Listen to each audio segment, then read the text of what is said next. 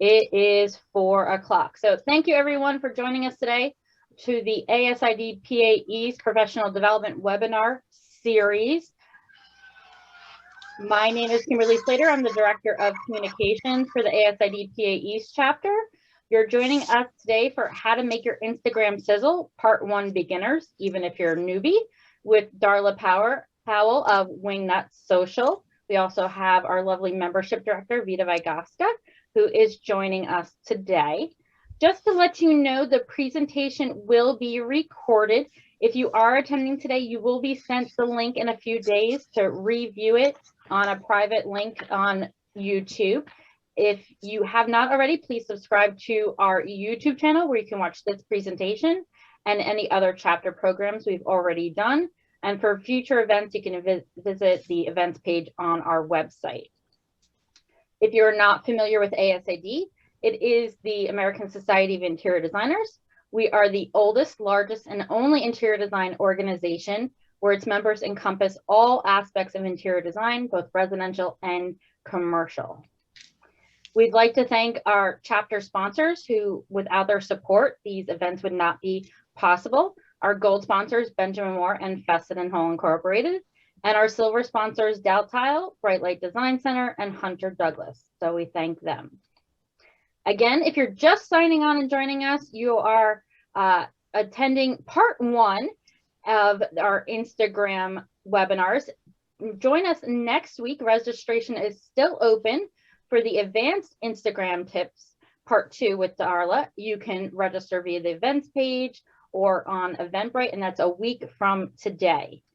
We also have our chapter virtual student career day along with the IIDA Pennsylvania, New Jersey, Delaware chapter, and that is on March 5th. Registration is open for everyone, students of ASID members, IIDA members, and we are also looking for sponsors and industry partner and practitioner volunteers. So all the events links are in our Instagram link in bio.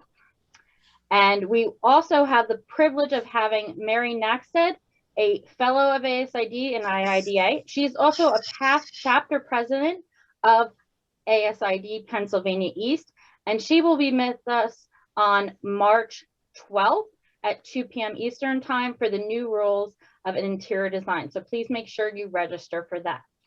Again, if you are just joining us now, this webinar is being recorded, and if you are attending, you will receive the link in a few days to rewatch at your leisure.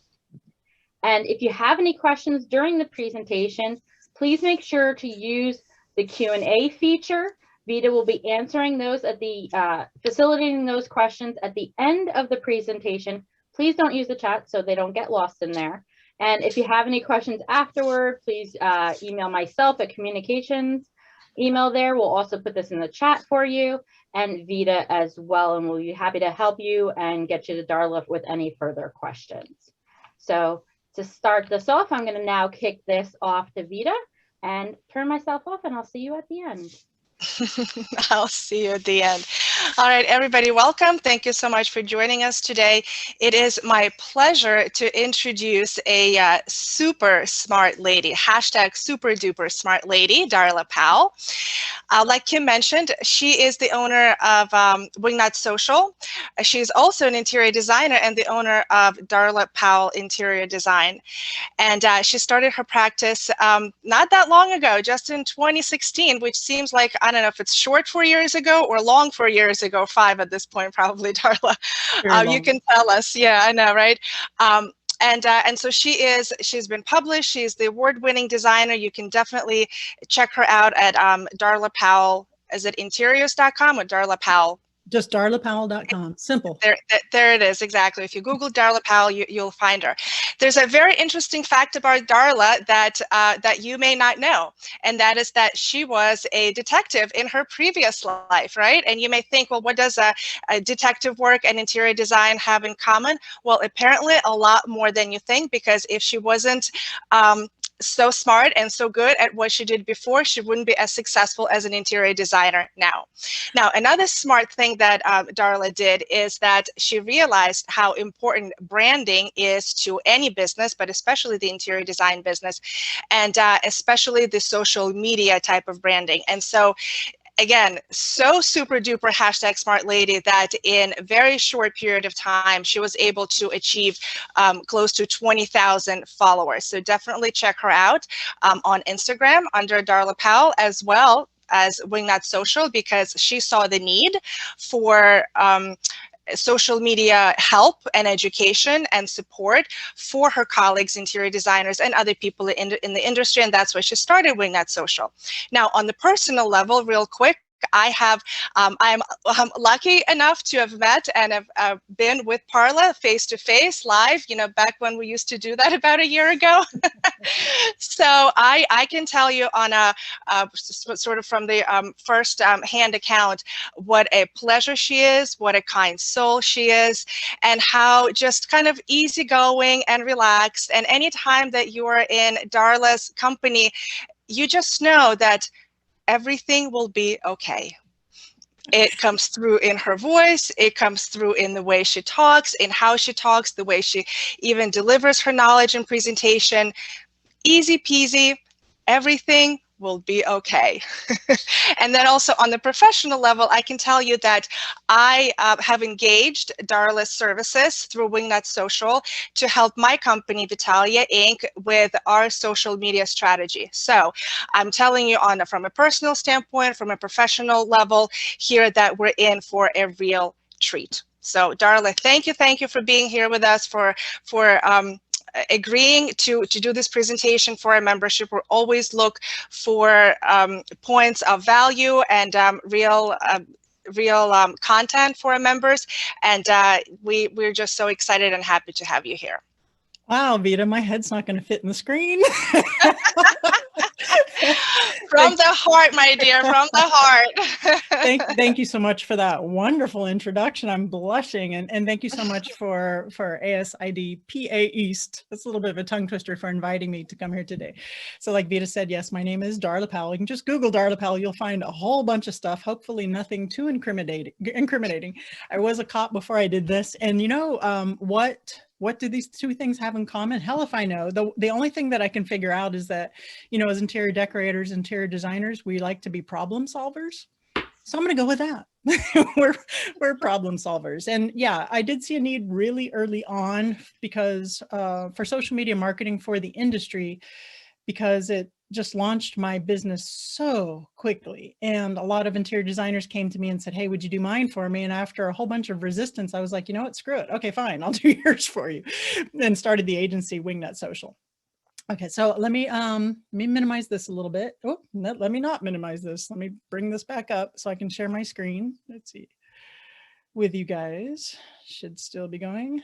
So today we are going to be talking about how to make your Instagram sizzle even if you're a newbie. So this is some pretty basic Instagram stuff, and it's basic to, I want to say, lower intermediate kind of Instagram stuff, because some of the concepts that we're going through here are a little bit, you know, they're going to take some work for you to get in there and for you to do if you're doing it yourself. But I have full faith and confidence in you, and here we go.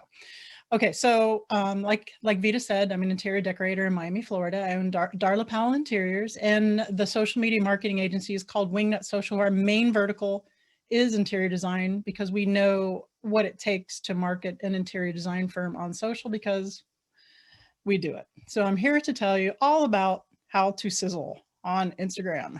All right, let me move this out of the way and set my slides, and next. Okay. So in this webinar, we're going to learn how to do a few things. So this is focusing on Instagram for one main reason. And for me, for my business, it's the main source of leads for Darla Powell Interiors. I would say an easy 6.5 to 7 times out of 10 when I'm asking clients, how did you hear about us? It was, I follow you on Instagram, or I saw you on Instagram. The rest of it is mostly Google Ads. Maybe 1 out of 15 is Facebook. Facebook isn't as relevant as it used to be, at least for me and my market, my demographic. in my business. And the reason why Instagram is so impactful for us in the interior design side is because its basic appeal is that, wow, that boom, that 9-grid, beautiful, here's my wow work, throw down some cash and hire me as an interior designer. So on this webinar, you're going to learn how to optimize your profile, which is really important because you want to be found. And there's actually a trick in there that you guys probably don't know about that I'm going to share with you. You're going to learn how to choose the best content to post, to figure out what your value proposition is going to be for your followers, increase your discoverability, because if nobody's finding you, nobody's going to enjoy all this great content that you're putting out, and how to use stories successfully. So these are the really big things on Instagram. And there's some new stuff that they have like Reels and, IGTV. We're not really going to cover that so much because at the agency, we've discovered that this is going to be the meat and the potatoes. If you have time, you want to do IGTV, knock yourself out. But this is where the money is going to be made. So first of all, let's start out with your profile. So again, this is beginning Instagram. All right, you want to make sure that in your little avatar there, you see my little face there, that's a professional headshot, right? Usually from the shoulders up. And a lot of design firms and designers come to us at Wingnut Social, and they might be Susan McNugget's Interiors or what have you, and then the avatar for their business is their company logo, or it's something abstract. And it's not a picture of them. It's not a picture of who they are. And that's a mistake 9 times out of 10, unless you don't want to do the consultations, you don't want to be the face of the business, and you're not the one going out, your team's going out, then there are other alternatives. And the reason for that is because people are hiring you, not so much Susan McNugget's Interiors or ABC Decorating. They're hiring your personality, what you bring to the table. So this is an important facet to make sure that you put in your bio. So another thing too, for the profile pic is you need to, if you look at, you'll see my name there. My handle for Instagram is my business, Darla Powell Interiors. This accomplishes 2 things: my name, Darla Powell, and my business name, Darla Powell Interiors. But you'll notice down where it says where the name part is, like most people will just repeat Darla Powell or Darla Powell Interiors for the name, but that's a wasted opportunity because these 2 features on Instagram, your account handle and your name, which is underneath my headshot there, are the only 2 things in your bio and your profile that are searchable. So you don't want to be redundant. You want to increase the odds of being discovered there. So instead of putting redundancy for my name, I put exactly what it is that I do and where I do it. Geography is important because that's where my clientele lives, Miami, and interior design. So I have all the bases covered there. And the next thing you want to do is you want to make sure that you're putting in there exactly what it is that you do. So Miami interior design seems pretty cut and dry, but I put in there that, something cute because that's my brand, designing all the things. And I like to lead people to my podcast because that's a vertical of mine personally that is important to me.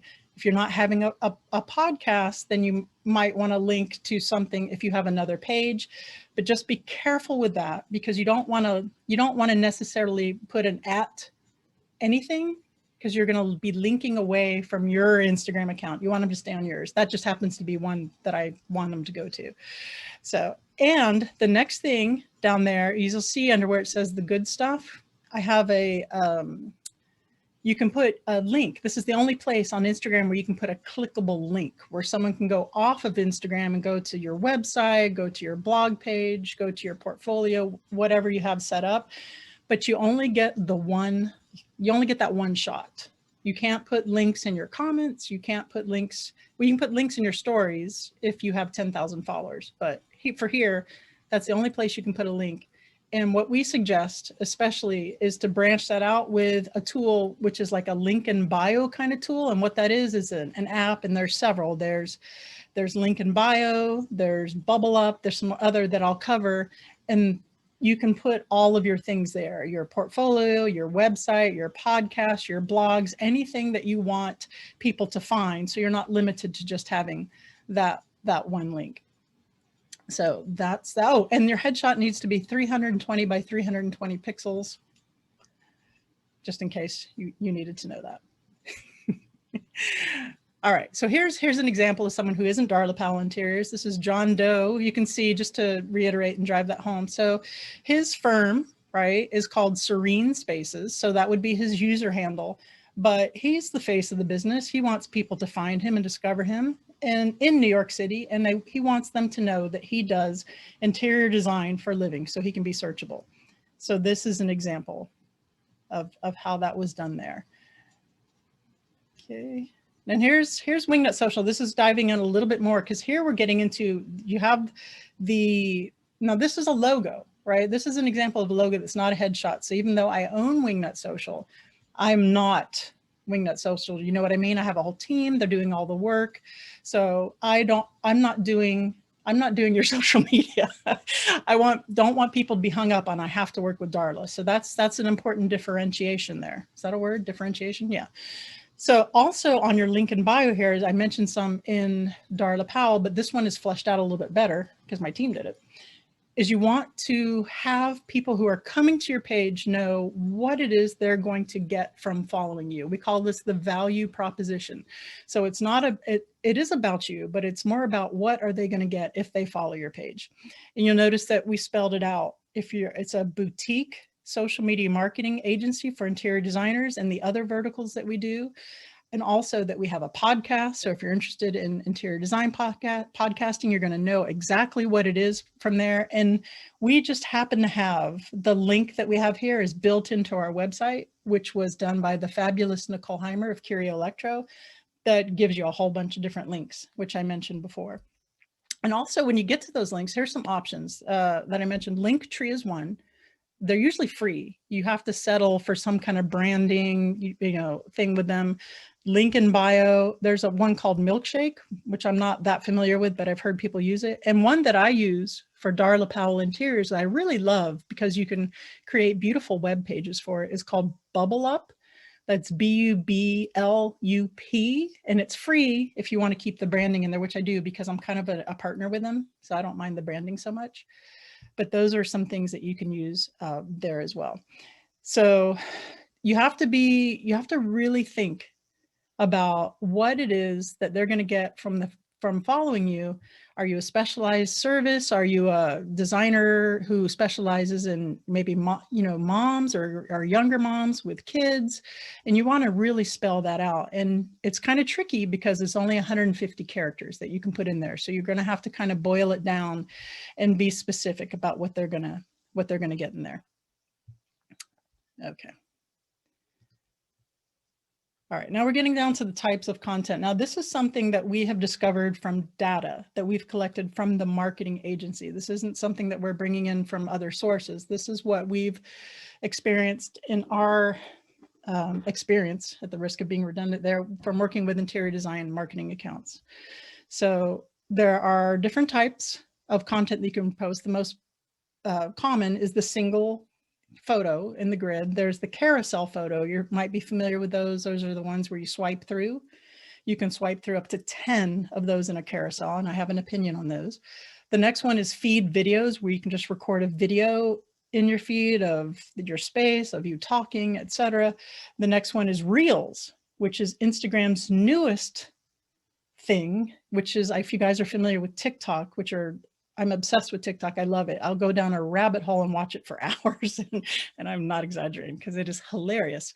So when TikTok got into all that little political trouble and may or may not have been shut down, Instagram seized on that and started Reels. And it's basically a clone of TikTok. And those are the vertical, they're kind of like stories, but they have a more robust editing feature in there for the video and how you can, it's more performance based. It doesn't have to be, but those are performing extraordinarily well if you're using them, because Instagram likes to reward people for playing with their new toys. So that's something to keep in mind. And also IGTV videos, they're kind of still relevant.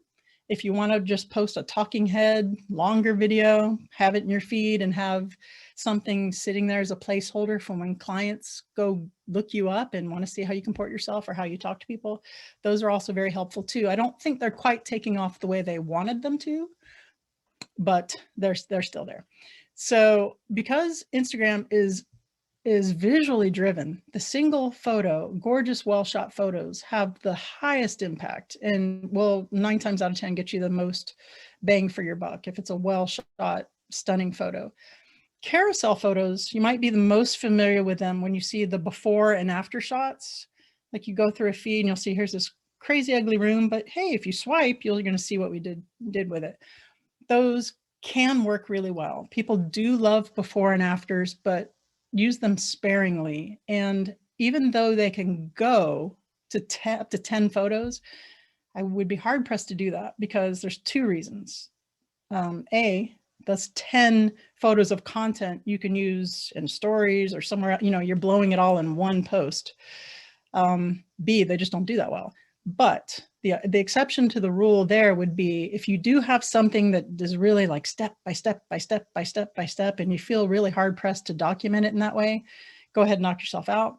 But it probably isn't going to perform that well. Now, having said that about carousels, the befores and afters, which do tend to do okay, pretty well, especially if it's a crazy impressive reveal, a lot of designers are posting the before on their feed, and then you're swiping to see the after. Well, what this does is when potential clients are just going and skimming your feed, which is, you know, as human beings, we're wont to do is to skim, they're seeing the befores. And it's not really registering unless they get in there and they read and do their homework, that if they swipe, they're going to see the after. So on some level, it's kind of clicking with them that your feed is ugly. So when you do the befores and afters, put the after first, show the finished project first, so your feed is pristine and still stunning, so that when they swipe, they can see the before, and you still have the exact same effect, but you've left your feed, you know, pretty. For videos, now videos, I love videos. I don't do them as much as I could, but it was when I started to do videos on my feed that my client load for Darla Powell Interiors load, I make it sound like a burden, my load really picked up because people started to see my personality and they're like, oh, I like her. I want to work with her. Let me pick up the phone and give her a call.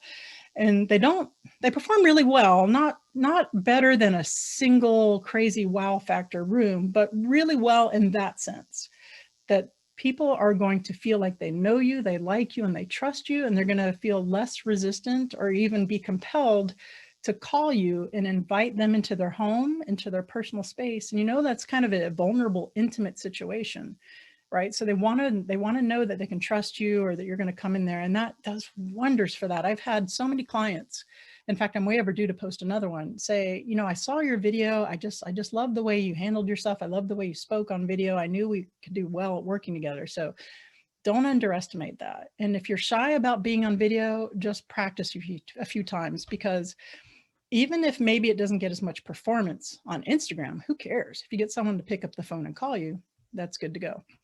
So videos can be 60 seconds or less posted to the feed. Anything more than that is going to push it to IGTV. The good thing about that is that you can do, if you make a 5-minute video or an hour video to IGTV, if you're doing a show or a project, you can put a thumbnail in the feed and it'll lead people from your feed to that video. Just, you know, you can make it a pretty thumbnail. Really important. I know it seems kind of shallow, but I mean, that's kind of the nature of it. Instagram is pretty. Okay, I think I got everything on that one. Choosing the best content to post. So like I said, at the end of the day, Instagram is about people wanting to see stunning photos of you and your work. The types of content that do the best, according to our data, are the completed one-shot design photos. So a whole entire room of just stunning gorgeousness that you worked on does the best, not a before and after, not a video, not anything else. Does number one. The second type of work that does really well are the in-progress shots, but with a caveat. The in-progress shots aren't the raw, you know, here it is, here's the dust, I'm putting a hammer through a wall, you know, here's my hard hat. Those do great on stories. But for your feed, the in-progress shots, the ones are, here's me and my team lovingly placing a pillow or staging for a photo shoot, and the room itself is pretty much done. the people viewing your Instagram can see the space is gorgeous. Maybe there's 10, 20% left of work to do. You know, it's kind of like a teaser in that way. The dusty construction shots don't do so well in the feed. So something, excuse me, that people are very resistant to doing, and a lot of designers coming to us, besides the video, which is important, is showing pictures of this, showing your face on your Instagram feed, or especially if you're a designer that likes to work with families, or, you know, you're that kind of designer, showing pictures of, oh, my light just went out, of you and your family. So one way to appeal to your ideal client, if you are a designer who's family friendly, we design family friendly homes, I work with moms, mommy blogger, is to show that you have that in common with them. Now we like to call it curated authenticity, or not showing, you know, shots that aren't professionally shot or well lit. It's still, you know, it's still the pretty photos, but that's something to consider, is to do the lifestyle shots of you and your family, and lifestyle photos of you. Not everything has to be, you're doing something design related. You could be doing something that's not design related, a day in the life. That's how a lot of interior designers broaden their reach from just that focus of interior design, if they want to get brand collaborations or HGTV shows or any kind of attention like that, or just to show that they're a real human being and get clients, get those avid clients, those fans that want to follow you and just can't get enough of what, you know, what you're doing at a day in the life. I don't do that a lot because I'm an introvert. I'm not an extrovert so much, but I do it more than I used to, and it's paid off in spades. Another thing that does really well, super well if done right, you guys have seen them, are the flat lays, you know, where you have your materials laid out, and it's, you know, your fabrics, your metals, your woods, to show what the mood of a room's going to be. Those do extremely well if they're well laid out, they're well shot, well lit, directly overhead. But you want to keep the materials, the layers in your flat lays, to like maybe 5 to 7 pieces. You don't want to overwhelm them. Like I said, you want to make sure that they have terrific lighting and shot from overhead. Maybe only do those 2 or 3 times a month, but that helps to show the people following you your expertise in selecting things that they have no clue about. They couldn't have picked that stuff. So those are very effective. Just don't go too crazy with them. Let's see. Okay, I think that's it for that one. All right. All right, so we're getting into the completed design photos. Here's a couple that have done really well for Darla Powell Interiors. Now, they're not that fleshed out, but you can see that they're full room shots. And I did try on Darla Powell Interiors some vignettes that did not perform as well. So you want to make sure, if you have the whole room, you know, not to go in there and do a close-up of just the vase or something, unless you're super short on content. Sometimes we got to do what we have to do, but those tend to do the best, the wide shots. And you want to make sure that the rooms are, did I already say this, professionally shot, but well lit. Dark photos, and by dark I mean photos that aren't well lit, not like the moody drama photos. Those do great if they're well lit. Don't do well on Instagram. People do tend to gravitate toward the brighter images on Instagram, but I know some dark and moody accounts that do really, really well. You want to make sure too that your photography has a nice video balance, not that it's not, you know what I mean? If you take any photography classes, or if you have, what we know as designers, right? Symmetry and balance in a room. It's kind of the same concept for photos. Make sure you have that evenly weighted. And I don't mean like, you know, the trope, here's your fireplace, here's your chair, here's your chair, here's your picture, here's your picture, here's your, you know what I mean? But just make sure that it's visually weighted, which makes it more entertaining and attractive to look at. Now, here's some in progress photos. Okay, these are not the in progress photos that I said put on your feed. The second one's close, but no cigar. And the first one could work well in stories. We're showing a picture of one of my contractors painting. I didn't pick that light. This is before, but the reason why this would not go in a feed is because the subject matter is kind of it's good for a story that's only going to live 24 hours. The lighting is too dark, and it's a dude on a ladder, but you know, would I tune in for that? The second one's close, but no cigar. It's kind of cool because it shows me, you know, steaming some really cheap IKEA curtains for some friends of mine, but it's at night. The lighting is kind of wonky. So it's like some fluorescent lighting that was in there, but great in the stories. Now, if the lighting was better, maybe this was shot in the daytime and it wasn't just a picture of the back of my head and my butt, maybe I would have put it on my feed. But for stories, it's terrific. And that's actually where it went, is in the stories. And it did well in the stories. Here's an example of some lifestyle photos. Remember I said not everything has to be design. These are, again, professionally shot, well lit, and the left one just shows personality. I was in this photo shoot doing the Charlie's Angels guns, but that one didn't come out for my cop one. And the next one is just a shot of me in a kitchen. So not, and it's okay to do that. And at first I was really resistant. I was like, oh, this feels really kind of vain. Who wants to see pictures of me? But they do so well.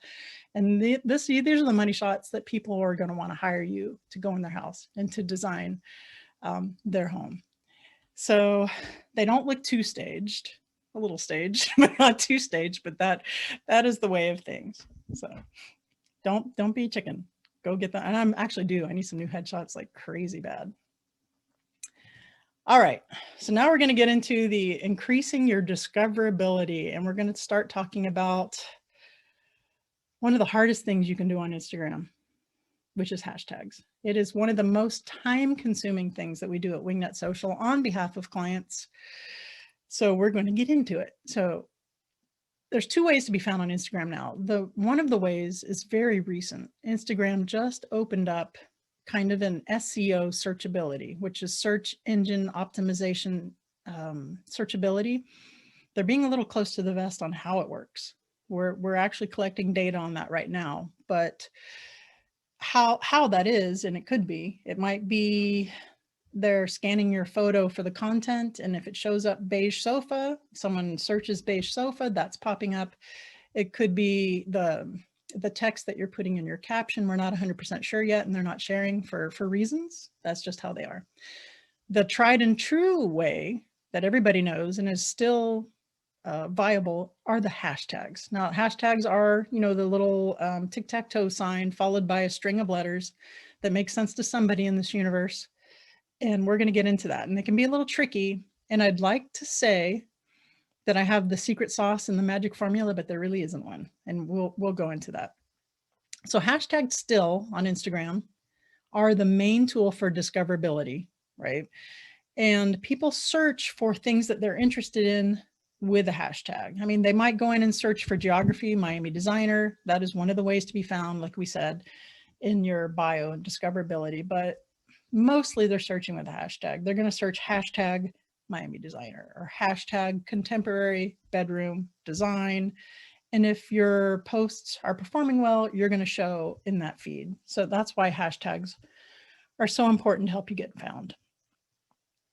So here's what we found. You want to use a mix of a group of hashtags on the specific photo specific to your post. So you're going to want to take a look at the photo and say, okay, what is this photo? It has to be accurate too. If it's not accurate, if you have a photo of a bedroom and you're going to put hashtag Star Wars Mandalorian Baby Yoda, Instagram will penalize you for that because it's disparate. It doesn't say what the room is. So you want to start looking at the photo and saying, okay, what kind of room is this? Is it a kitchen, bathroom, library, office? That's pretty basic. You're going to say, what is the design style of the room? Is it traditional? Is it transitional, contemporary, modern? Are there any prominent design features in there? Is anything like if you have a tray ceiling, or is there some super aspect of the room that you think makes it stand out that you're going to want to use a hashtag for someone looking for that? Large windows, huge staircase. Is there something special about the fireplace? And anything. You can even make up some hashtags. Chances are it's been used. What design publications, this is really important. We get a lot of clients picked up on social by these design publications to share. So it could be Better Homes and Gardens, Elle Decor, Domino, even Pure Wow Home, some of the larger known just Instagram accounts. But get to know what it is that they're looking for in their genre, if their aesthetic, I should say, and if it feels like it vibes with that account, at them and tag them. Use the hashtags in there for the account, and they could pick it up. They do for our clients for sure. Where was the photo taken? Was it taken in Miami? Was it taken in New York City? Was it taken in Weehawken, New Jersey? I don't know if that's a real town, but think it is it? I saw it in a Jerry Lewis movie once. I'm not 100% sure. And just, is there anything significant about it? Is it a particular shade of blue? Is it, you know, just anything design element that you think could be niched in there, and use those hashtags so people can find your content that are looking for something like that. So that appeals to them. So that's something. Another method that you can use is to find other design posts that are similar. Maybe they have a similar aesthetic. Just search for them and see what hashtags they're using. Throw a few in there and try them out. And the thing to remember about hashtags is, okay, this gets a little convoluted. And at the end, I'm going to tell you something you're not going to like so much, but it is what it is. If you look on Instagram, let's say you're thinking the most obvious one off the bat is going to be hashtag interior design. Seems like a no-brainer. I'm an interior designer. I want to put hashtag interior design in my photo. Hashtag interior design, I want to say, has been used like 410 million, some crazy amount of times. So when you go to hashtag interior design and you start looking at the posts, if you're a smaller account, you're going to be so buried. You're going to be so buried so far down, nobody's going to see it. That's almost a waste of a hashtag.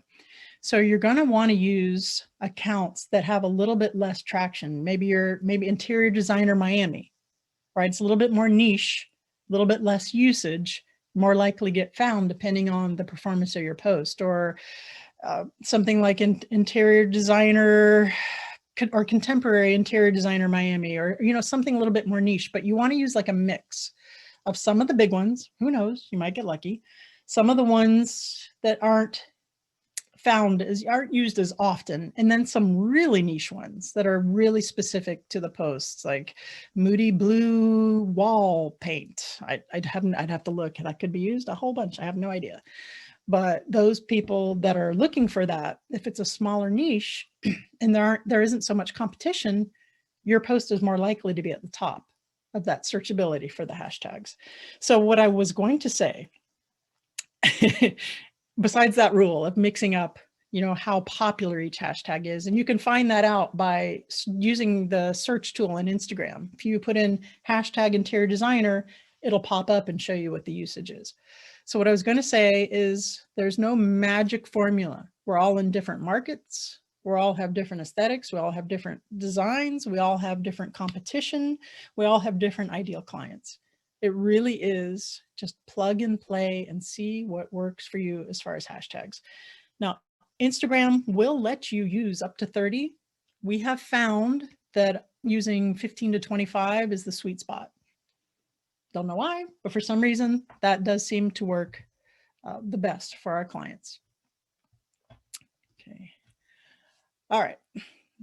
Let's see. Okay. And next, once you have your 15 to 25 hashtags on each post, which, like I said, we found yields the best reach, go figure, you can use up to 30. You can analyze the performance of your hashtags by going to insights. If you go to the bottom, kind of the bottom left of your Instagram post, you'll see analytics or insights on there, and it'll show you things. So what you want to look for is the percentage. This is how to tell if your hashtags are working correctly. You want to look and see what percentage of non-followers your post reached. People who weren't already following you, what percentage did your post reach? And that's under the discovery section in your section in your analytics. And you want to check and see how your hashtags are working. If your post with your hashtags is reaching 40 to 50% of non-followers, you're doing amazing. Your hashtag is doing really great. If you're reaching 60% of non-followers, you're a superstar at hashtags. If you go in there and you look at your insights and non-followers are in the 20, 30, even 40% range, you could do a lot better. So you'll know, okay, this cocktail of hashtags not working so well. Let me try something else. You can probably see, without me going into great detail, how time consuming this can be when you're trying to increase the performance of your account. Like I said, not one shoe fits all. You got to play with them and just constantly interchange them. It's a lot of work. All right, stories. We can't close out without talking about stories. Stories, when Instagram launched this, super popular. I mean, everybody's copying stories. LinkedIn has stories. Twitter has fleets now. You can go, I did an experiment last month on my Instagram where I didn't really post anything in the feed for a long time. I have very little, but I kept my stories lit. And by lit, I meant live going, and I still gained followers. I still grew my account. So stories, since this is a beginning class, are those, you know, when you go to Instagram, you see the little circles of the people at the top and they're lit. You can see their stories. And by lit, I mean there's like a little circle you'll see. It's like a highlight. You can see their stories, and they're ephemeral content. That's content that only lives for 24 hours. And on the stories, this is where you can post things that are more casual, more relaxed, not as professionally shot, not as professionally lit. You can use hashtags in your stories. There's a tool to put text in there and be discovered through stories as well. And Instagram loves it when you use stories and you use them often, and they reward you with followers for your account. Like my little experiment there, I didn't even have to post to my feed. So stories are great, again, because they disappear in 24 hours. So even if you do something, you're like, should I post it? Shouldn't I post it? 24 hours. It's not gonna mess anything up for you. But this is a terrific place, short of doing that formal video or doing that formal, hi, my name is Darla Powell, blah, blah, blah, just to get in there and show the down and dirty, you with the hard hat, you and the sledgehammer, you and behind the scenes, because people love to see that.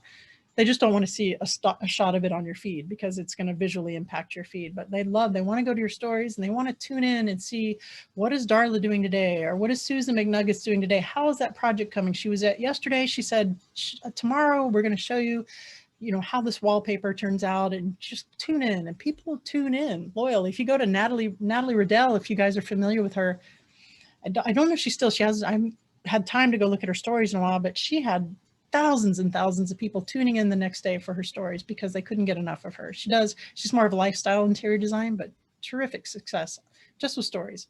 And she doesn't post a lot of original stuff to her feed. She just focuses on her stories. So it's more casual.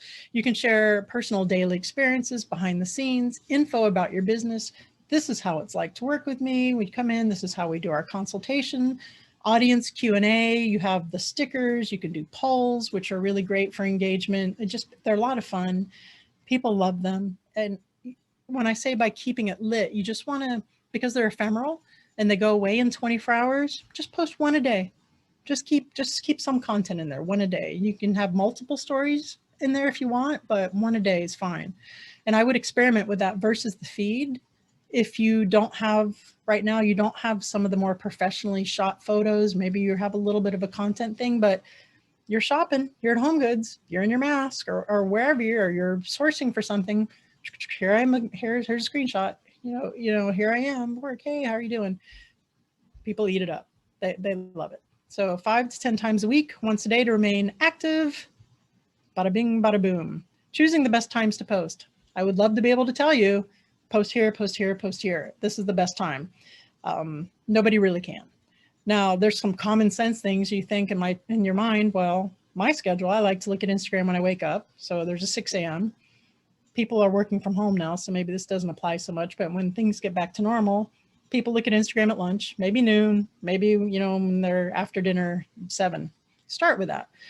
But this is another thing too, you're going to have to kind of play around with, post at different times and see where your audience lies, where the engagement is the best. And there are some tools that can help you, like Hootsuite, where agency partners with Sprout Social, where Later, I believe, I'm not as familiar, I don't use Later, but can tell you, they have their own data when you post, and they can tell you, this is when your followers tend to be on, these are the best times to post. But short of that, you're just going to have to try it, see, you know, look at your analytics and see what's doing better for times.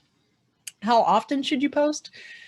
At least 4 to 5 times a week. If you can post once a day, that's great. If you can't, then just keep those stories going. You know, do something interesting, style a bookshelf, style a coffee table, you know, shopping, whatever applies to you in your business, your interior design firm.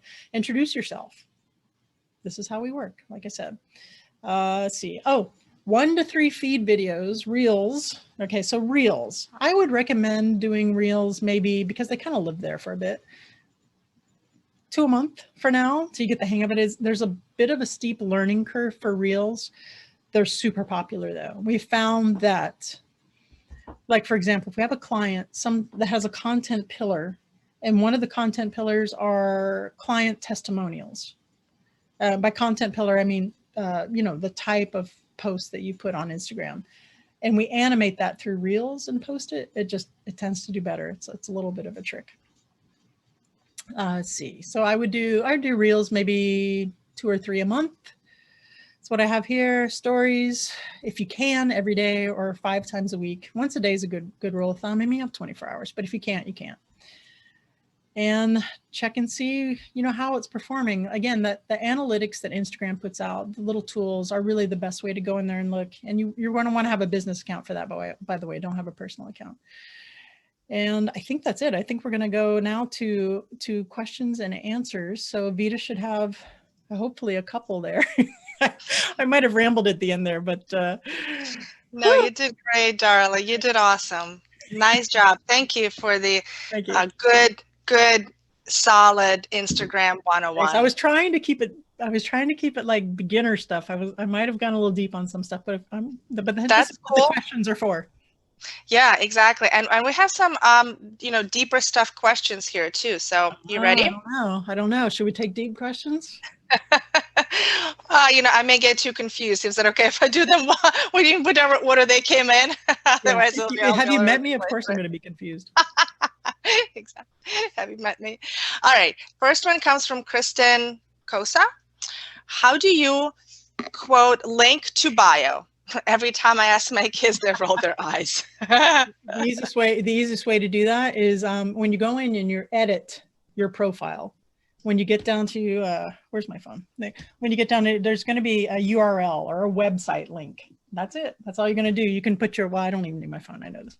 You can just put your link to your website there, or you can sign up for one of the apps that I told you about, like Bubble Up, or Linktree is the most commonly used. It's pretty inexpensive. I think it's free up to a point. Go there and they'll walk you through it. And what you'll end up doing is you'll end up putting your personalized Linktree link there, and you can customize your landing pages on Linktree. It's a little, I can't go step by step on how to do that here, but it's pretty, Linktree does a really good job at explaining that. But right now, if you have darlapowell.com and that's good enough for you, just put that in the URL space when you're creating your profile. All right, there it is. All right, next one. How do you do a giveaway successfully? Have a really good prize. Don't go cheap. Don't go cheap. We did one recently for Wingnut, which went really well. We gave away a social, an SEO audit, which can be pricey, right? And the winner was very thrilled with her audit, but we had a lot of people comment and tag. So what you're going to want to do, collaborators are good too, if you have people that can share with you, but you don't have to do that. If you just want to do it yourself, like for Wingnut, we're like tag. The rules for this contest are you have to follow us, first of all, and then tag 3 people in the account. So those people, cool. Right? Those 3 people were tagged, like say Jerry Cerruti wanted to win an SEO audit. So she tagged Susan McNuggets, 2 other designers who then saw that they were tagged. Oh, what is this? Let me follow Wingnut Social. Oh, I'd like to win an SEO audit. Let me tag 2 people, and then so on. And they told 2 friends, and then so on. Remember that commercial? And but it was an expensive prize too. So depending on, I mean, I've done book giveaways, like $100 design coffee table book giveaways on DPI, Darla Palantir's way back in the day. Haven't done any now, but that's how you do it. So you're going to have to say, has to be a really good prize, because your cost of acquisition, how many people follow you, you're going to divide that by, in the case of the SEO audit, it was like $12.50. Got a little messy. Oh, I got some sun coming in. But that's how you do it. If we wanted to go back and check it out, just from the standpoint of modeling how you did it, do you remember how long ago you did that as part of Why Not Social? Oh, it's been about a couple months. I want to say about 2 months. Yeah, just go back and okay, so a little bit of digging there, but it's possible to find it, and we can model that. Yeah, for sure. Okay, cool. Would like a free consultation, like for an interior designer, a free consultation, would that be something that you would recommend? Kind of, but maybe not. I wouldn't, you know why? Because if someone's not going to hire you for interior design, They're not going to hire you. They're not, it depends on what you do for the consultation. If you're, see, for me on my consultations, I don't give tips. So for me, I wouldn't do it. But I guess if you're giving tips and how-tos, maybe it just depends on the dollar value of it. But a lot of people out there are going to say, well, you know, they're just going to want me to hire them for the full service, and that's thousands and thousands of dollars. So if you are going to do that, be very clear that it's a standalone kind of thing. Here's your tips, here's your paint color. So maybe that, I mean, that could do that. I don't do paid consultations anymore. Don't throw bananas at me. At me, but it works. So have you done any giveaways as Darla Powell Interiors? I've done a few. I did some with, like I said, the design coffee table books that worked pretty well, but I haven't done them in a while because I haven't really needed to do them. But I mean, I have kind of mixed emotions sometimes about giveaways, because that's why I use such a really good prize for Wingnut Socials, because sometimes they can be really shilly and look cheap, like you're shilling for followers. So especially if you're using kind of cheesy prizes or cheesy giveaways. So I really just like the idea. I felt like giving someone an SEO audit just because they're so awesome. Yeah. And you know, I just knew it wasn't a cheesy prize. So I didn't feel so bad when people were tagging people. If that makes sense. It's a strong, solid offer, of course, because you're feeling very strong and very valid in the space of giving away something that's very, very valuable. There's a lot of social media noise out there, and sometimes the giveaway can look just really, like I said, shilly or grabby and insincere. So yeah, that would be my, just make it a prize that someone, like, if you have a PS5 right now, I'm entering. It'll be you and my husband. Dying to get it. Something someone really would like, and then they'll overlook the cheese. So that's very interesting. It may not even have to be related to exactly what you're doing, as long as it's desirable.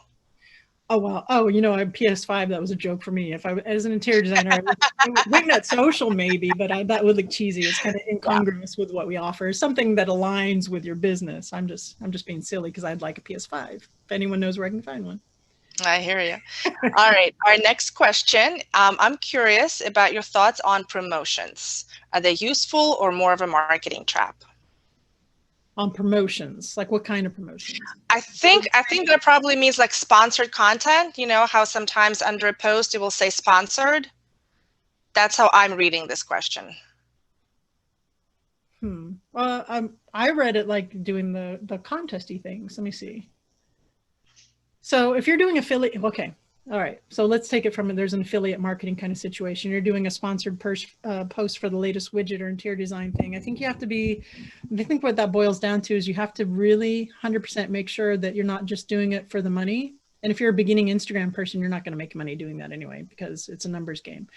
But it has to be something that you genuinely really love, really use in your life, and it just happened to align with you, that this is a sponsored post for something, because people are going to smell that a mile away. Yeah. But if it's something you love, I mean, I have dogs, and I had this really great dog bed that I aligned with, and I did a sponsored post for it. And it's not that I did it just because, first of all, it was really pretty. And in design, a lot of my clients come to me with dogs because that's part of my marketing. And it just worked in the space, and I really liked it. And because people, if you're trying to sell something just to make, you know, people, people, their gut is going to tell them that you're just shilling for money. So as long, if you really love it, there's no harm in it. How about, I was thinking of it in terms of like boosting your post. Oh, well, isn't it when it says sponsored under your handle? Okay. Yeah, no, those are incredibly valuable. In fact, Instagram has gotten to the point now to where organic following is incredibly slow growing. It's like the sloth to grow your Instagram. And the reason why is because Facebook, who owns Instagram, they want to make money. They have shareholders, and they have the algorithm throttled in such a way to where if you don't put money behind the post, you're probably not going to grow fast. And I'll tell you why this isn't a bad thing. But remember, if you do boost a post, and you should do it through the ad manager, but boosting can work. Only boost your own work.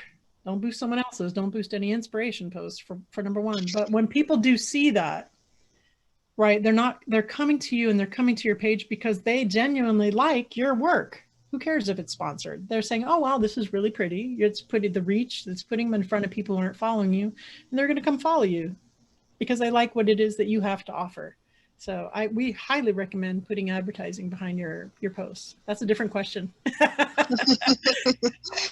Yeah. For sure, for sure. Let me just kind of piggyback on what you said just a second ago, that the organic growth is pretty slow nowadays. Do you have a sense, Darla, like how many new followers you should be expecting if you're, like fairly active, if you feel like you're doing the right things? Like, is it 10? Is it 30? Is it 50? Is there a standard in the industry, or does it really depend? It's kind of like on a case by case. It really depends. I mean, you've seen, and if you guys have been on Instagram for any amount of time, you can go sideways forever doing everything right, and maybe 10 or 20 a month.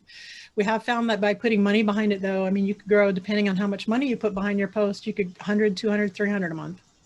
It really just depends on how much money you put behind the post, but not just how much money you put behind it, how good the post is. Now, when you're going through your Instagram, back to the sponsored post, you'll see that Instagram will suggest to you, hey, this post is doing 95% better than your other post, right? Well, they're not lying to you. And the reason why is because it's in Instagram's best interest to keep put content in front of followers that's amazing. So they're not going to do it organically so much. Sometimes they will if it's super viral. But they still want to put that content in front of people because they want to keep Instagram beautiful. So trust them when they tell you this is something worth putting money behind, but make sure it is your own work, because they're not going to say that about a post that they don't think is going to be pretty or perform well. It's not in their best interest, is what I'm saying. So if you see something like that, throw $20 behind it. Start out with the boosting. It's not best practices, but in the very beginning, start out with just a boost. Have Instagram get you followers that they recommend based on your current followers or whatever. Just start with that and see what that does. And as you get to be more of an expert and get to be more comfortable with it, you can start really narrowing down the sponsored ads to just your market, to certain demographics. You can get really particular with it, but just since this is beginners. Yeah. I know we're kind of getting into a little bit of an advanced strategy here. Yeah, for sure. A little bit. We are. Just keep it. But what I'm hearing for the beginners is that there's no silver bullet. There's no magic formula here, and to not be afraid of experimenting and just kind of like, I don't know, throwing spaghetti on the wall and seeing what sticks a little bit, with some strategy, some thought, and some intention, but at the same time, not be afraid to experiment a bit. Yeah, for sure. You have to experiment, because that's the only way. You have to try different things. And when you do find something that is working, you're like, wow, this got a lot of reach. This got great. Make a note of what that is and repeat it. I mean, not exactly the same, but use some of those same hashtags in a mix. Notice how the room is shot. Is it lit? What's the subject matter of the photo?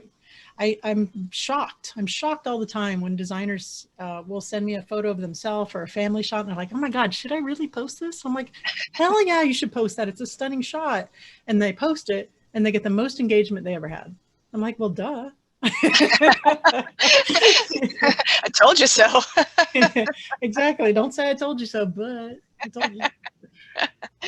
So Mike Peterson here has a comment, no question, he says, but it's very clear we need to have a firm doing this for us.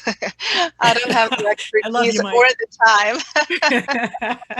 Mike is awesome. Mike Peterson has been on the podcast, and we were actually supposed to do another interview today, but I got a little backed up. So he's going to be on again in the future soon. Thank you, Mike. Cool. All right. Our next question comes from Dan Kozak. Hopefully I'm pronouncing it right. Can you touch on where to locate the analytics insights in terms of viewing the performance of hashtags? Yeah, let me grab my phone real quick here from my thing. So when you go to your individual posts, see if I can show you on each individual post on Instagram, there's going to be a little thing. Please stand by. This says View Insights. That's what it is. I don't know if you can see. Can you see that where it says View Insights? Mm-mm. Can't. Okay, what's there? It's on everything. It says View Insights, and and then when you touch on that, it's going to give you the whole rundown. It's hard to see. Yeah, you can't see it, but it's there on each little square. It'll give you the whole rundown of all the stuff that we discussed. on there. So right now it's telling me how many likes I got, the kind of reach, how many people went to my profile, the kind of impressions from hashtags, 389 from home, 337 from the Explore. Oh, it got on the Explore page. That means hashtags are doing really well. 29. Oh, cool. It gives me the opportunity. We usually do that's another thing too. There's the Explore page, just real quick, is when someone goes to their Instagram homepage, it gives them suggestions of things to follow based on things that they've liked already. And if you have the right cocktail of hashtags on there, it will suggest, hey, here's a post for you. So that's just a bonus. That's pretty cool. To go back to what makes a quality post. So, you talked about the good photography and the right hashtags, the well lit, all that stuff. So how important is it to have a long caption or a short caption, or is there anything specific that a caption should talk about? I mean, clearly relevant to the picture. That would be pretty obvious, but are there any tips around the actual caption that you can give us, Darla? Yeah, so the first, I want to say it's 130 or 150 characters. I might be missing, it's close, right? And your caption are what's going to show up in the feed. You're not going to see the whole thing. You have to click on it to read more or whatever. You want to make sure that that first part of the caption is going to grab their attention to make them click more. And you always want to have some kind of call to action in your caption. And by that, I don't mean to be salesy or shilly or call us for more. So people don't want that. You want to do some relationship building.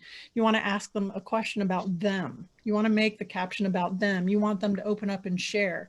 Some of the best things to do are, what are you drinking tonight? What's your favorite music? Silly stuff, but people love answering that kind of thing. Or what do you like best about this photo? Or would you ever paint your kitchen's cabinets black? Those do great. People are all over the place with that at the end of the caption. So that would be, and I know there are some influencers that write books. And sometimes you can get away with that, especially if there's someone with a lot of followers and they're really popular and people are just obsessed with them and want to read about them. But generally speaking, people aren't going to read books. You want to keep it short and sweet. Okay, cool. Good to know.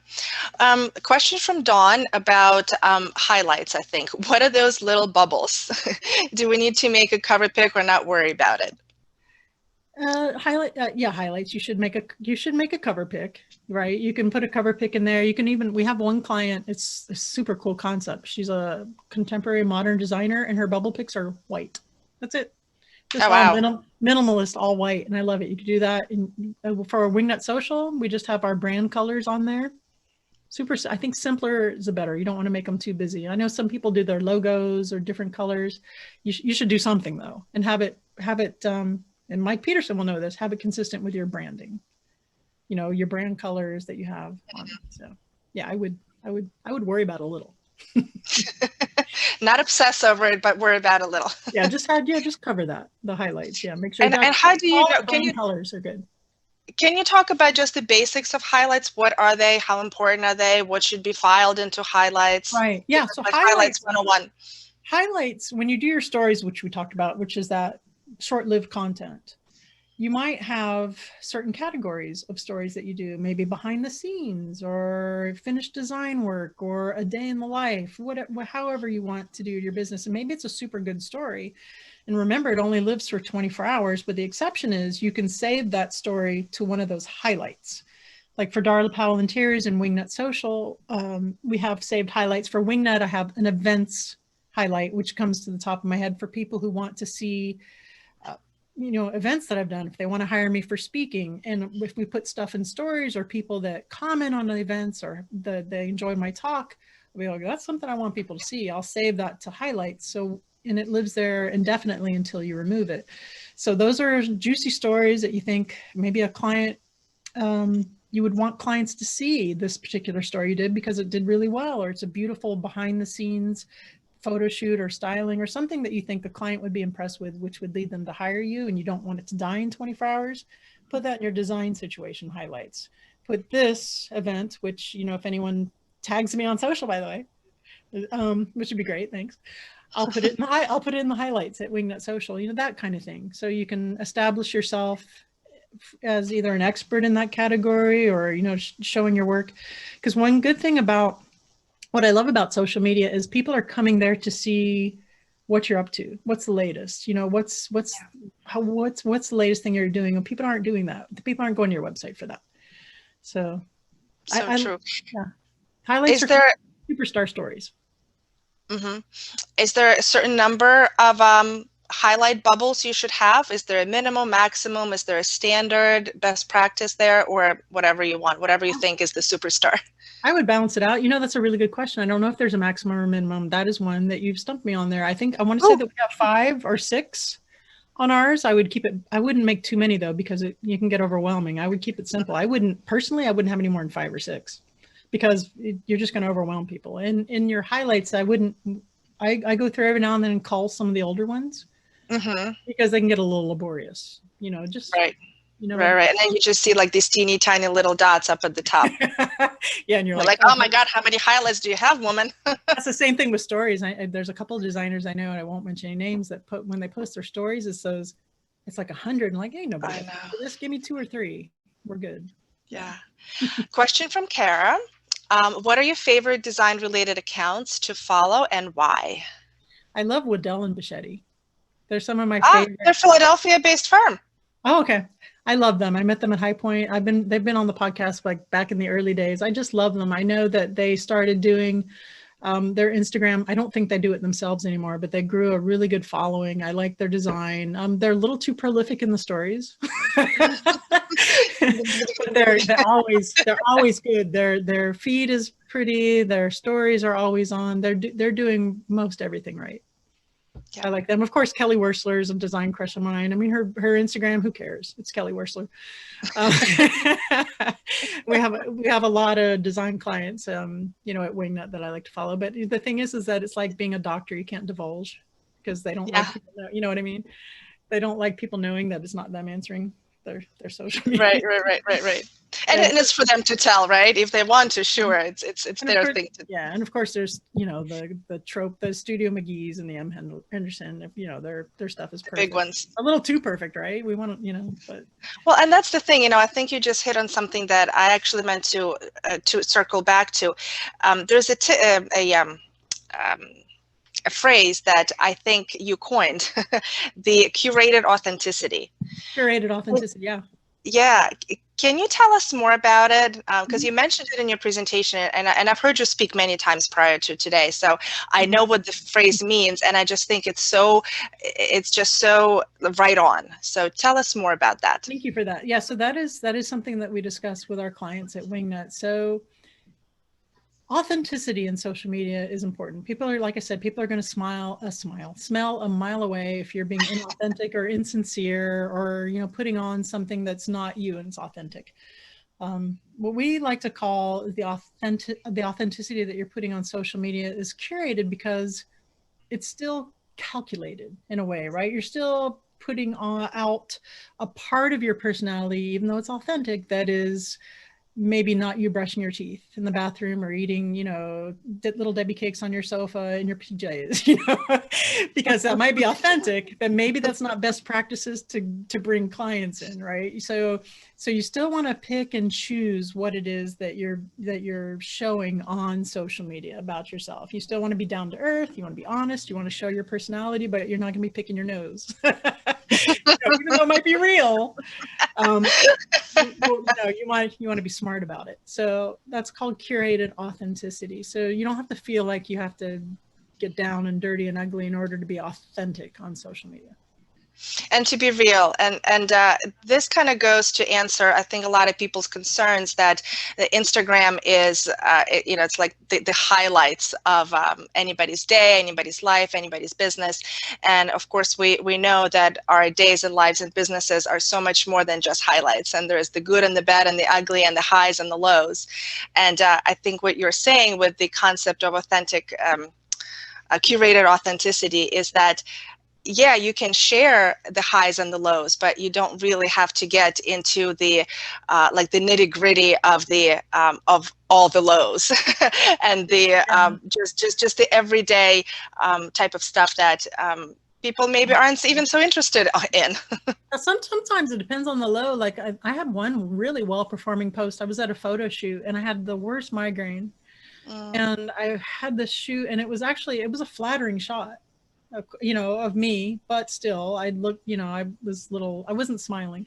And I put on there, you know, I suffer with migraines, something, something, something, curated authenticity, because the shot itself, you know, it wasn't an ugly shot, but I had a migraine at the time, and I had so much engagement from people saying, oh yeah, you suffer with migraines. I suffer with migraines too.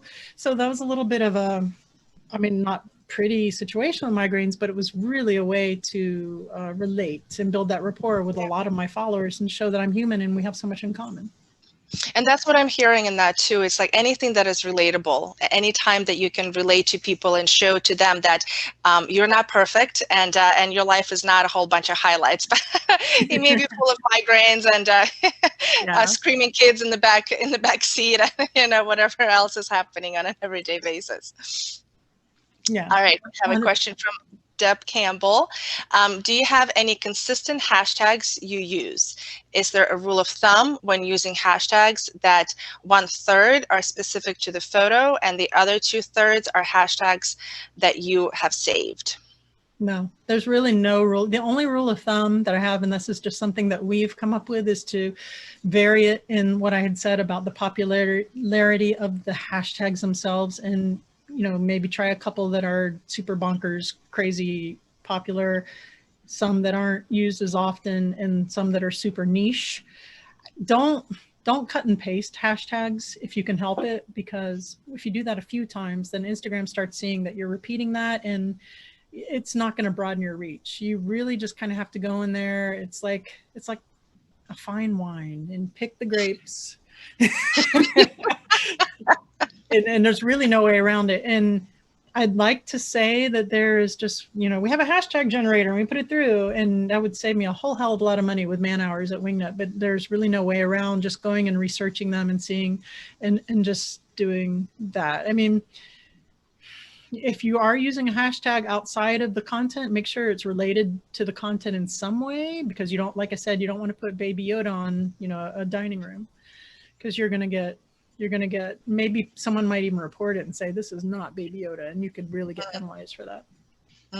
So when you say don't copy and paste, I heard somewhere that you can have a whole bunch of groupings of hashtags saved and copy and paste those. Is that not okay? Or are you saying don't just have one group and copy and paste it all the time? Like really mix and match. You know, definitely don't have one group and copy them all the time. But I mean, how often are you going to rotate them? And then, you know, if you're checking your analytics, because there's so many variables with the hashtags, if you're using the same blocking, how are you going to know? You know what I mean? So you have to like pick and choose and pull some out, put some others in. You know, there's just so many. I'm not a mathematician, but if you're using up to 15 to 30 hashtags, there's a ridiculous amount of variations. Right. The probability, right? Yeah, the probable variations there are crazy. You could try, maybe if you have 20 different sets of hashtags and you want to rotate through those for a while, but you might maybe one or two goes. I wouldn't keep rotating them. That's the thing. It's going to harm your performance in the long run. Maybe not the first few times because they're new to you, they're new to the post. But if you keep using them, yeah, that's a thing. Like I said, hashtags are, I think we spend the most time on those. The second one is searching and getting permission for inspiration posts. Yeah. Just to go back to the hashtags real quick, just to make sure that I understand, and I think the last question here that I'm seeing is related to that. You're not necessarily suggesting that we need to retype them every time. It's okay to copy and paste as long as we have some rotational strategy going there. Yeah, I would say that was safe to say. Ideally, I would switch them all out and just rotate them through, ideally, but I mean, ain't nobody got time for that. I mean, we do it. We do it at the agency, but yeah. Dora has a question. Do you have any recommendations regarding story highlights? Dora, let us know if our previous discussion on highlights and stories, if that has answered your question. Maybe you've typed it in before we got into stories. If you have anything specific about that, go ahead and type that in. Vera is asking, can I delete my current Instagram and start with a brand new one? You can. I would ask why. You can change your name. If you could just change, you can just change your username on yours. And if you have a certain amount of followers, I would prefer to leverage those and build on that instead of starting from scratch. You can always change your existing account from a personal to a business account. You can always, if there's posts on there that you're not too keen on, or you're like, I want to mulligan, I want to do them over, you don't have to start a new account. You can just archive those posts and clean up your feed. So, I mean, it depends. I mean, if you have something that's just, no, I wouldn't. Actually, no, there's no reason to. You can change the name, because I was going to say, if you find a username you want to do, you can just apply it to your current one. There's no real reason to. Even if all of your stuff sucks, you can archive it all. keep your followers. I mean, yeah, I can't really think of a good reason off the top of my head to do it, unless there's something egregious or you've been banned for some reason, or, you know, that's the only way I would do it. It's such a pain in the butt. Question about videos. What about using a video tool like Ripple? Do you recommend it? Do you like it? I don't like Ripple, and I'll tell you why I don't like Ripple so much. I liked Ripple when it first came out 4 years ago. You can always tell when there's a Ripple video, it just looks really played to me. It just looks really cheesy. It doesn't look really well done. I mean, I used them when it first came out. I'm like, oh, this is the best thing since sliced bread. But now it just looks really kind of cheap. So, I mean, maybe they've upped their game with, you know, the way that they do everything with their fades and their video. It just to me, it doesn't look that great. Does not get the Darla Powell approval. Sorry. It's a good thing this is not sponsored by Ripple. All right. Okay, so how about 2 more questions, and we'll be done for today. We're up on our time at 5:16, 5:15 when we're hoping to wrap this up, but we'll honor the last couple of questions. Should you delete accounts you're following if you're following more than follow you? So it's that following versus followers. Should you have more of one versus another? You know, ideally, it doesn't look great if you're following more people than are following you. But in the beginning, if you're building your account, it might kind of be what it is. And I wouldn't unfollow people who are following you back. Yeah, but if you want to unfollow people who just didn't really care and didn't follow you back, that's fine. Understood. Okay. And finally, do you recommend the following platforms, Later and Canva?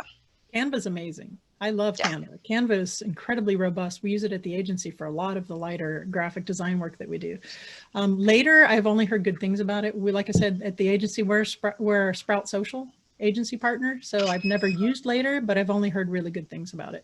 Hootsuite, again, is Hootsuite, that's H-O-O-T, suite, like hoot, like the owl. This is very user-friendly for beginners, too. So, and I think they have a free version. I think they all kind of have some kind of free version, but yeah. Yeah.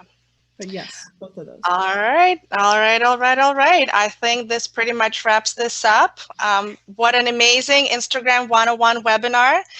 Darla, that is so awesome. Thank you. Thank you so much. I appreciate it. Thank you so much for having me. It's been terrific. I love doing this stuff, and I'll see you next week. Yeah, it's next week, Tuesday. And I think Kim has another slide for that, right? All right, let's see. Do this one. Yeah, so thank you everyone for joining us today. Just to follow up with the questions in the chat, yes, we will be sending out the email link for the webinar in a few days after I edit it and put it all together. And please make sure you register for next week's event, which is next Tuesday, the same time, 4 p.m. Eastern Standard Time. You can find it in any of the links in our bio. We use Linktree. It's branded, and the registration links are right there. You can find it in our chapter Instagram account. You can also find it on the events page on our chapter's website. So we have that. So thank you for joining us for that. And again, any follow-up questions, you can email myself. I'm Kim Slater, the Communications Director for ASID PA East. I put that information in the chat as well as Vida, our lovely, amazing membership director. We love her so much. She's in her second term. And so she'll be able to help you with any questions as well and get you, make sure you follow our chapter for upcoming events. All our graphics are done through Canva, including the slides that you see here. So it's a big plus. And make sure you follow Darla's Wingnut Social on her own account as well, and Vita's. Vita's always sharing our chapter accounts. So thank Always. you. Yes. So thank you everyone for joining us today. Please make sure you register for next week. Even if you're still new, you could probably get some good tips next week as well. So thank you everyone for joining again today, and we will see you at our next professional development webinar. Have a great day. Thanks, guys. Thank you, Darla. Thank you. Thanks, Kim.